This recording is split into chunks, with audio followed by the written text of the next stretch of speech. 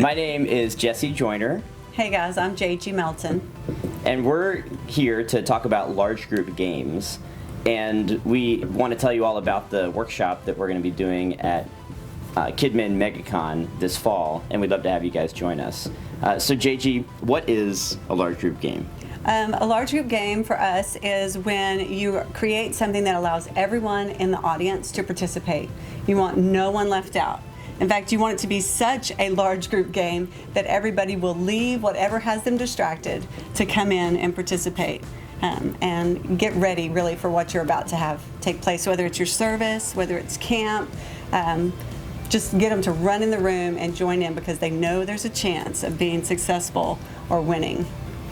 Yeah. And it's obviously something that we who work in children's ministry and family ministry have seen work.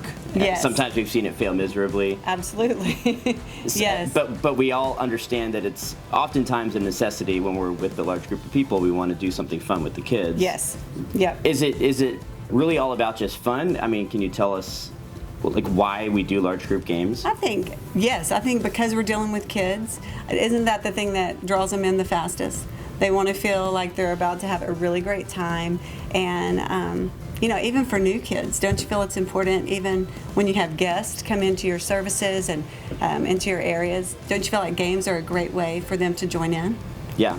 Yeah. Yeah. I've discovered that when you do a large group game that involves everybody, it makes the kids feel more connected to the group. Like it makes them feel engaged and involved rather than just sitting off to the side and watching a show or watching a few kids get all the attention. When you can do a large group game to involve everybody, like you said, it helps everybody feel more connected, which then helps us reach the goals of ministering to them. Yeah, no, I completely agree. I think large group games also allow, I think the important thing I've kept looking for last night when I was thinking through this was that feeling of I'm not going to be embarrassed. This is not going to be embarrassing. I'm not going to be made to feel foolish. That's the win-win of it all, is I'm going to laugh, I'm going to have fun. Even if for some reason in my role in the game I get knocked out, I'm still going to continue having fun watching other people, and I'm not going to be made to feel foolish.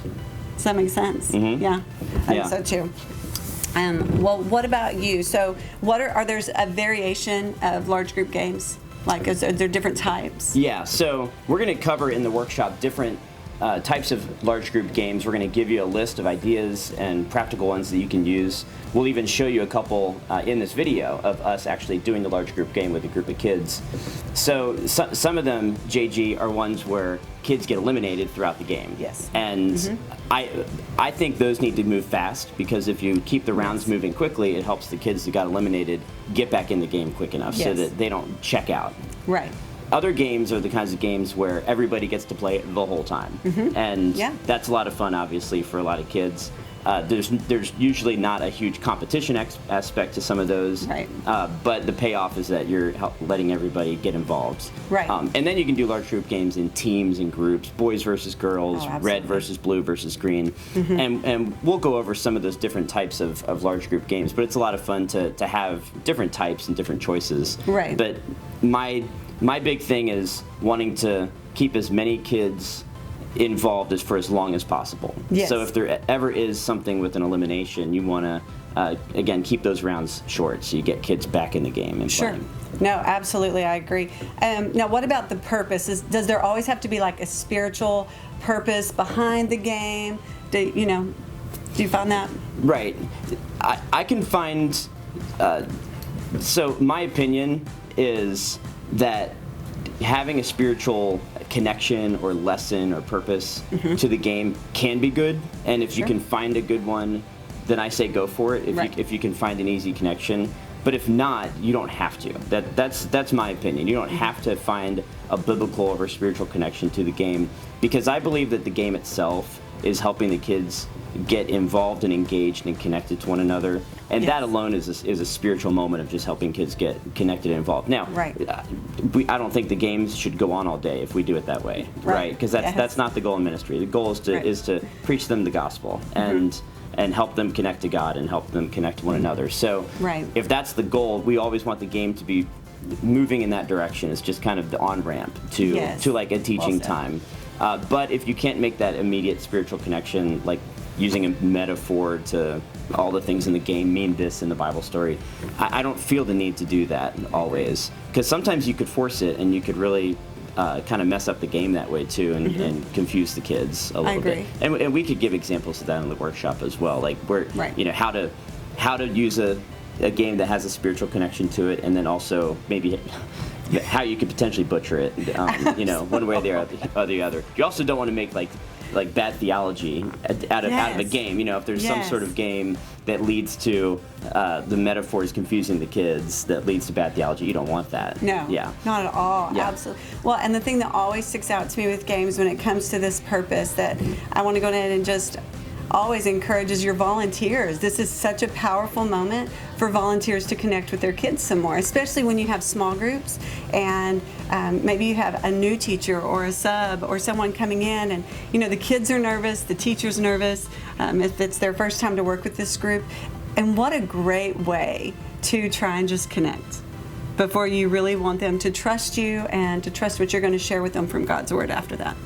So it's a big deal. Yeah, it's super powerful. What are some contexts that we should use large group games in, Jagee? Because I know that we're talking about spiritual connection or no spiritual connection. Obviously, when you're in a worship service with kids, the focus, you want it to be on worship, and you never want a game to distract from that or to take the place of that. So what are some appropriate times to use large group games and places to do it in? Right. Well, and for me, when I'm teaching my small group at church on Sunday mornings, again, when we're starting those services, it is the powerful way of getting the kids to come in. It even helps, I've had parents say, it even helps their kids not to be so challenging on Sunday mornings to get to church because they don't want to miss the game. They don't want to miss the opener. They want to be there and ready to go. So I think that's a vital time. I think anytime we're doing our camps and our family events, those are key moments, again, to get our kids, especially if you're trying to get children to connect with people outside of their little clique. I think that's a key moment for them to get to make new friendships and connect with people. And then always, if you're preparing a lesson, it's just a no-brainer. If you're preparing a lesson and you're in God's Word, and for some reason there's just a game that fits, then that's your moment when you get to use a game in the middle of your lesson or wherever you find that it fits the best to prove your point of what the lesson's about and how the game maybe can help teach that lesson. It's good. So I have found that large group games, you really want to be strategic in where you use them in your services, because for instance, we use large group games typically as an invitation to stop what you're doing and to join in, and it's a great starter. The place where we found it to kind of be difficult is at the end of a service when parents are trying to pick up or they're trying to move kids from one area to another, because kids want to stay involved. They've not lost, they're still in. So that, I would kind of steer away from using it at the end of a service and aim more towards the beginning. Another key element that I just can't tell volunteers enough how important it is that they be a part of what's taking place, because the volunteers need to connect to the kids, and there's not a more natural way, I think, than to laugh and to smile and to be silly. And honestly, kids love to see grown-ups be silly, and it's just the best. So I want to encourage volunteers especially to be involved, to jump in there and allow yourself to remember what it was like to be that little 9, 10, 11-year-old kid and have fun and let everybody be aware of that. Some of my best resources are my 5th and 6th grade boys. I have found that I can kind of watch them and figure out what game is successful, what game has maybe been overdone, and they're kind of over it.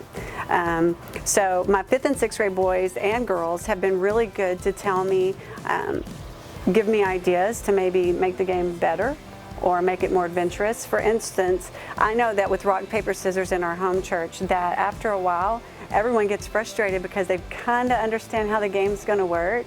And so they're like, there's more cheaters. And so we talked about adding a new element called a spy or a wizard or whatever we wanted to refer to it as, which would basically be maybe a volunteer or two who they would walk around and watch for anybody who may not quite be going by the rules. And if they tag you, you have to sit down. You know, just adding those kind of things, I would have never thought of it on my own. But being around these kids who are observant, they're so smart, they're very creative, they have great ideas to give us. If I listen to them, it's usually some of the best parts of what I do, whether it's the best dance move I have for a song or the favorite game that I bring to an event. I really need to use the resources that we have in our kids and our volunteers. So Jagee, my favorite large group game of all is heads or tails. And the reason I love it so much is because it has huge impact with very tiny setup. All you need is a quarter, or any coin for that matter, with heads or tails on it. And you can do this with thousands, theoretically. You can do it with as many people as who want to play. That is what's so fun about this game. And it is an elimination game, so you want to keep the rounds moving quickly. But the kids are still enjoying it, watching it when they sit down. But everybody stands up, and then you tell them, hey kids, I'm going to flip the coin. And of course it's a coin, so it's either going to be heads or tails. And then I look at it after I flip it, and this one is tails. And I tell the kids, I say, I'm going to flip the coin again, and I want you to pick whether you think it's heads or tails. And so they pick, and I say, oh, it's tails again. All the kids who said tails, they're all excited. So the way to play the game is they have to declare heads or tails visibly so that you know that they're declaring that as their choice, and their neighbors see that too, so there's little cheating. So I tell the kids, I'm going to flip it, and if you think it's going to be heads, you put 2 hands on your head. And then if you think it's going to be tails, you put 2 hands on your tail, your rear, and the kids get a kick out of that, of course. And so I have them all stand up, start with a practice round, and I flip the coin, and I say 1, 2, 3, pick. And I usually do that while it's flipping in the air. So 1, 2, 3, pick, and everybody has to pick. And if they don't pick in time, they're going to be out. So if whatever they pick, and then I say heads. And the moment I say that, all the kids who picked heads, they're all cheering and screaming, and then the kids who picked tails, they have to sit down. But that was our practice round. So everybody stand up again. Let's do it for real. Here we go. So I flip the coin, and the answer is tails. So all the kids who picked tails, they stay in the game. All the kids who picked heads, they're out, so they sit down. And all the kids who are still in, they choose again, heads or tails. And this time it's tails. And all those kids, of course, stay in the game. The kids who picked heads that second time, they sit down. And the game keeps going like that until you're down to one final winner. And it does move fairly quickly. You can get 500 kids down to one kid in 7 or 8 flips, maybe 10 to 12. It depends on, just how the game goes. So you keep whittling it down, and when you get down to the end, if you have 2 kids, you might want to tell them, ask one of them point blank, what are you going to pick? Are you going to pick heads or tails? And they pick heads, and then the other kid gets tails. It's just hard to determine, because if they pick the same thing, you might just be doing it over and over again. You want to find a winner. That's just kind of house rules. Be creative with how you want to finish with the last 2 kids. But it is an amazing game, and once the game is over, I have found when I've done this with crowds of kids, they want to play again and again and again. I don't know why, but there's something just very intoxicating about the heads or tails game for these children. So I would highly recommend heads or tails. So let's see how it works. One of my favorite games to teach is called Food Chain, and really it's just an extended, glorified version of rock, paper, scissors. So as long as your kids have that understanding of how rock, paper, scissors works, then Food Chain becomes a game where it's different levels so that everyone gets to play until the end. So it's not like immediately you're out. And so that's one of my favorite things about it. So in my food chain, we have it to where everybody starts out as an egg, and everybody walks around as an egg, and you find an opponent that's the same level as you. And so once you win as an egg, then you become a chicken, and you just make it really silly to act out these parts. If you win as a chicken, you become this dragon, and as a dragon, you become a knight, and I'm swinging swords. And then once I compete against somebody else as a knight, who's also at the same level as a knight, then they become the king or queen and come up. And then we also have it to where you can drop levels. So if I'm a knight and I find an opponent that's a knight and we play off against each other and I lose, then I have to drop down. And to me, that element of it going up and down and changing, that extends the game so it can take up a good fun amount of time. It also, again, just allows everyone to play. And then there's two ways to end it. You can have it to where when somebody becomes the king or queen, then that's it. The game's over. Or I like to have it where we have several people come up and they're kings and queens and they've ended, and we have a countdown.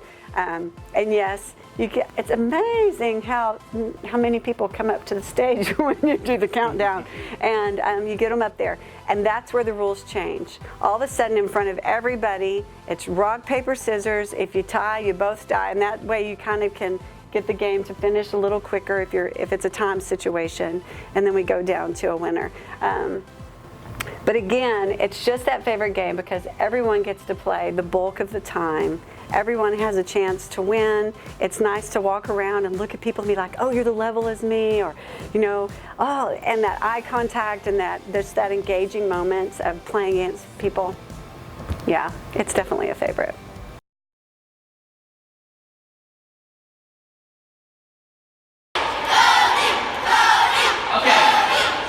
Does anybody have a coin? Who has a coin?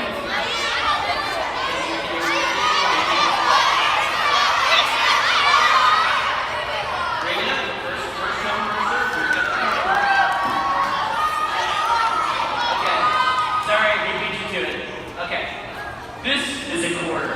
On a quarter, we have heads or tails. I'm going to flip it. Watch. How many of you think it's heads? How many of you think it's tails? The answer is heads. And this is a game simply called heads or tails, and all you require is one coin. And we're going to play, it's round by round, and you get eliminated if you guess wrong. So you stay in the game as many times as you get the guess right. You have a 50-50 chance each time. You guys want to practice round first? Okay, one practice round, then we're going to do the real game all the way through to one winner. But you have to stand up to start the game. So everybody stand up on your 2 feet. Everybody stand up on your 2 feet. I'm going to flip it. While it's in the air, you make your guess, and you have to declare your guess by saying heads. So you put heads, 2 hands on your head if you think it's going to be heads. And then if you think it's going to be tails, you put 2 hands on your tail like that.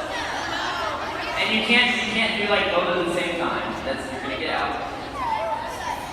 Practice round. 1, 2, 3, pick. Okay, you have to show heads or tails. Don't say it, just show it. The answer is heads again. That was practice. Everybody's still alive. Here's the real game. If you're ever wrong, you sit down, and the people standing, they're still playing the game. Okay, ready? 1, 2, 3, pick. All right, this is for real. Tails. So if you pick heads, sit down.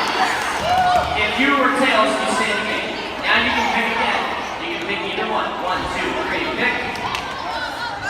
The answer is heads. If you're still in the game, pick again. 1, 2, 3, pick. The answer is heads.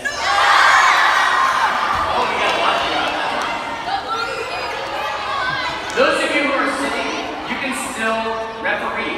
So stay in your seats and you referee your friends, make sure they don't cheat. You call them out and make sure they stick to their answer. 1, 2, 3, pick. Your friends are watching. The answer is heads.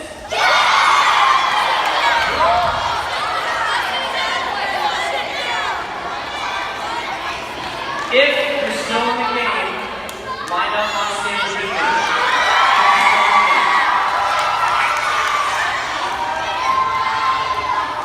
Make a line on the bottom here. Make a line right here.